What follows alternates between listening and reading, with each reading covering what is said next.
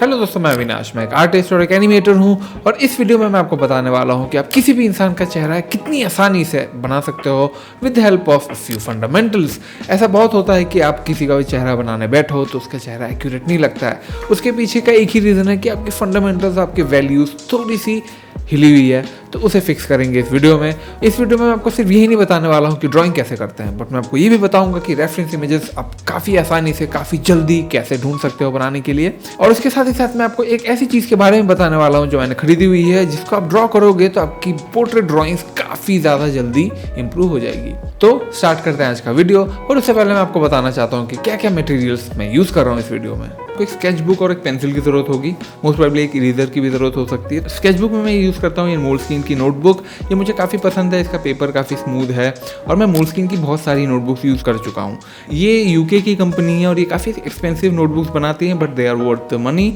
इनके लिंक्स मैंने नीचे डिस्क्रिप्शन में डाल रखे हैं, तो आप चाहो तो आप उन्हें चेकआउट कर सकते हो और अगर आपको पसंद आए तो आप खरीद सकते हो। एक दो और स्केच बुक्स मैंने डाले हुए जो मैं रिकमेंड करता हूँ, वो भी उनके लिंक्स नीचे होंगे। उसके बाद जो मैं पेंसिल यूज़ करता हूँ वो है एक मैकेनिकल पेंसिल। ये है स्टेडलर की ग्रेफाइट 779। इसमें 0.5 mm का टिप आता है और पेंसिल तो आप कोई भी यूज़ कर सकते हो, बट जो ये टिप है स्टेडलर की, ये काफ़ी स्मूथ होता है, तो ये मोल्डस्किन के पेपर में स्पेशली काफ़ी अच्छे से चलता है। इसका भी लिंक मैंने नीचे डाला हुआ है विद द इरेजर, तो आप चाहो तो आप वो खरीद सकते हो। सबसे पहली चीज़ जो हमें करनी होती है वो सिल्हूट बनाना है। इनका जो भी चेहरा है आप देख सकते हो, यहाँ पे ये सिल्हूट बना हुआ है, तो सिल्हूट बनाना काफ़ी इंपॉर्टेंट होता है और उसे आप डायरेक्टली देख के आप टर्न बाय टर्न कॉपी तो कर नहीं सकते और आपको ट्रेस बिल्कुल भी नहीं करना है। तो जो भी चीज़ हम बना रहे हो, जो भी खतरनाक चीज़ बनानी हो, तो उसके लिए बड़े शेप्स बनाने ज़रूरी होते हैं, ठीक है। तो आप बिल्कुल non complex straight lines use करो। जैसा आप देख रहे हो, एक किसी के भी चेहरे में ऐसे स्ट्रेट लाइंस नहीं होते हैं, पर आप यहाँ देख सकते हो मैं स्ट्रेट लाइंस यूज़ कर रहा हूँ क्योंकि मुझे इस प्रोसेस को काफ़ी सिंपलिस्टिक रखना है, ठीक है। तो एक बार जब चेहरे का ये बनने लग जाता है तो मेरे लिए सबसे इंपॉर्टेंट होता है कि चेहरे में बाल को अलग कर देना और बाकी चेहरे को अलग कर देना, तो मैं वही कर रहा हूँ। उसके बाद जब पूरा चेहरा खत्म होने लगता है तो उसके बाद मैं ढूंढता हूँ फोरहेड, और फोरहेड निकलने के बाद फोरहेड से प्रोपोर्शंस का अंदाज़ा काफ़ी जल्दी निकलता है, क्योंकि जो फोरहेड का साइज़ होता है वही मोस्टली नाक का साइज़ होता है और नाक के साथ नीचे आते हुए ये चिन तक आता है, ठीक है। तो इट्स 3 times द फोरहेड आपके हेयर लाइन के नीचे से, तो मैं वही करता हूँ। उसके बाद मैं आँखों के लिए जगह निकालता हूँ, जहाँ पे मैं नाक के लिए भी जगह बनाता हूँ, और उसके बाद मैं छोटी छोटी डिटेल्स लगाना स्टार्ट करता हूँ, ठीक है। अभी तक आपने देखा मैंने फंडामेंटल्स यूज़ किया है, मैं बिग शेप्स ढूंढ रहा हूँ। मुझे यहाँ पे अब नेगेटिव शेप्स की भी ज़रूरत पड़ेगी, क्योंकि यहाँ पे ये ट्राइंगल्स, ये बिग शेप्स वगैरह आप जब अपने आँखों को स्क्विंट करोगे तब आपका जो रेफरेंस इमेज है वो थोड़ा ब्लर्ड दिखेगा। उसके बाद आपको ये बड़ी बड़ी शेप शायद दिखने लगे, होती तो है, दिखने में काफ़ी मुश्किल होता है। आप जितना प्रैक्टिस करोगे आपको ये बड़ी शेप दिखने लगती हैं, and when you start looking for the big shapes and you get those, उसके बाद उसको रेप्लिकेट करना भी आसान होता है, क्योंकि आप स्ट्रेट लाइन से बना रहे हो।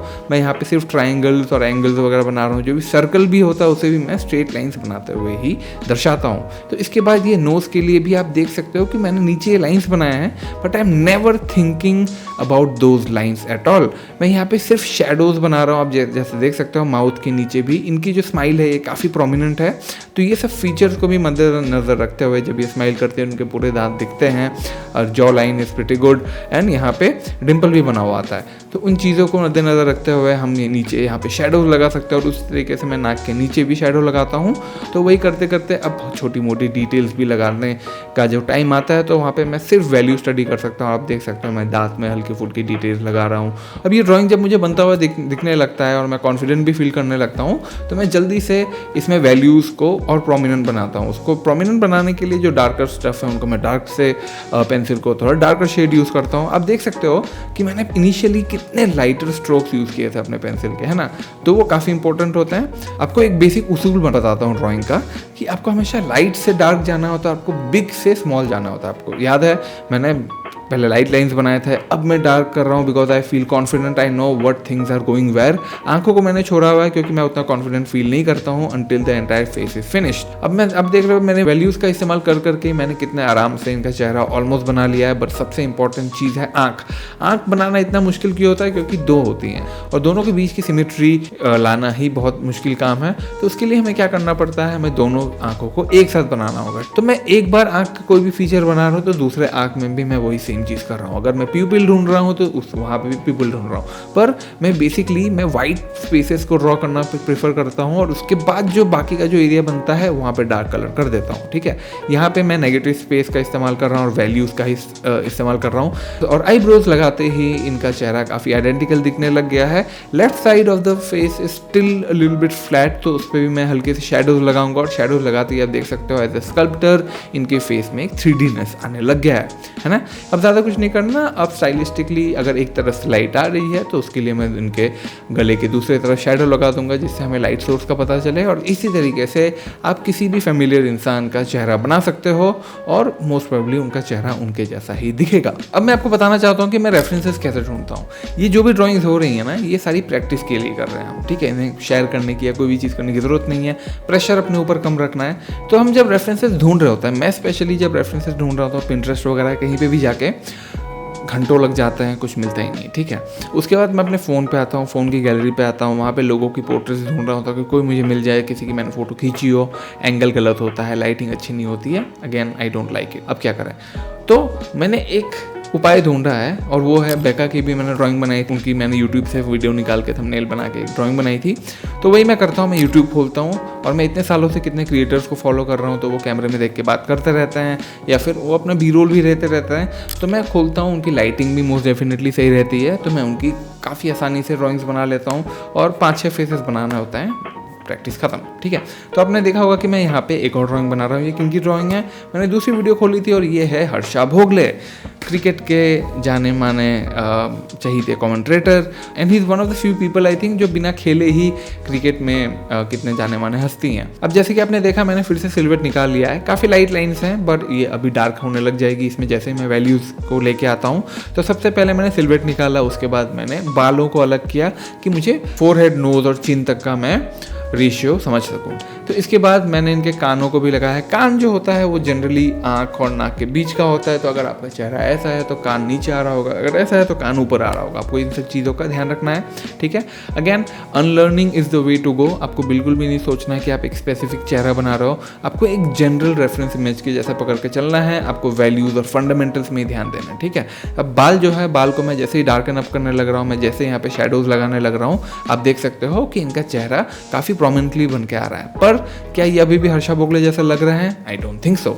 जैसे मैं कॉन्फिडेंट फील करने लगता हूँ तो मैं अब आंखों में काम करने का सोच रहा हूँ। यहाँ पे एक चश्मा भी है, मैं आपको ये दिखाना चाहता हूँ इस पोर्ट्रेट पे कि चश्मे वगैरह जो भी है उनसे आपको हिंडर होने की ज़रूरत नहीं, आपको वो देख के और एक्साइटेड होना चाहिए और आपको ये सोचना चाहिए कि with the help of basic shapes and other fundamental aspects आप कैसे बना सकते हो। अब आपने मुझे ये नाक बनाते हुए भी देखा, यहाँ पे आप देख सकते हो कि मैं ये लाइन्स नहीं यूज़ कर रहा हूँ, मैं लाइन्स बना रहा हूँ बिग शेप एस्टैब्लिश करने के लिए और उसमें मैं शेडो लगाऊंगा तो नाक एक 3D वे में दिखने लगेगा। अब उसी तरीके से अब मैं as a sculptor I am looking for ways to find big shapes and put some shadows anywhere where I can find it. अब आप देख सकते हो आंखों के लिए मैंने डेजिग्नेटेड एरिया लगा रखा है। पहले एक आंख बनाता हूँ, उसका वाइट एरिया एस्टैब्लिश करने के बाद प्यूपिल लगाया, दूसरा आंख में भी सेम चीज़ किया मैंने।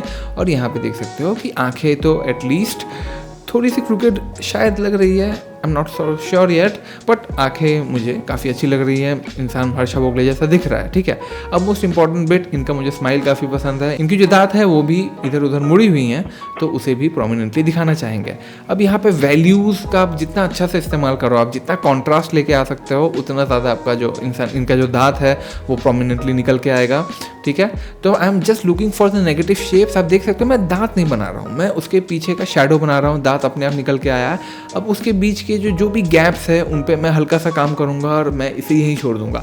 इससे ज़्यादा मैंने कहीं भी लाइन लगाई दांतों में या मुंह में एटलीस्ट, तो is going to look very bad, ठीक है। अब इसके बाद मैं इनके नीचे लिप्स पे और नीचे के शैडो में मैं काफ़ी आसानी से काम कर सकता हूँ। अब मुझे बस वैल्यूज़ पे ध्यान देना, क्योंकि मैंने प्रोपोर्शंस को नेल कर लिया है, मैंने शेप्स को नेल कर लिया है, मैंने नेगेटिव शेप्स से मैंने बिग शेप्स भी ऑलमोस्ट निकाल दिए हैं। अब मुझे वैल्यूज़ पे काम करना है और शैडोज़ को ऐसे लगाना है कि लाइट के साथ अच्छा इंटरेक्ट कर रहा हो।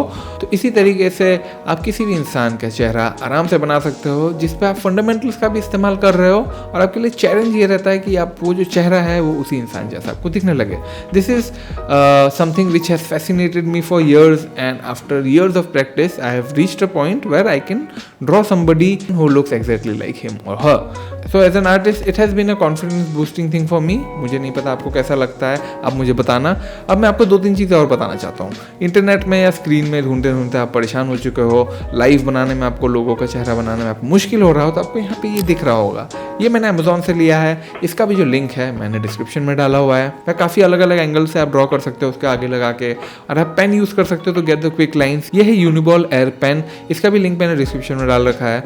इस पेन को यूज़ करके मैं काफ़ी आसानी से क्विक स्केचेस बनाता हूँ स्कल के, तो चेहरे का प्रोपोर्शंस और बाकी चीज़ों का मुझे आइडिया काफ़ी ज़्यादा रहता है। तो इसी तरीके से आप काफ़ी कॉन्फिडेंट आर्टिस्ट बन सकते हो और आप लोगों के चेहरा काफ़ी आसानी से बना सकते हो। ऐसे वीडियोज़ मैं और बनाता रहता हूँ जिसे आप चेकआउट कर सकते हो। तब तक के लिए आपको मिलता हूँ अगली वीडियो पे।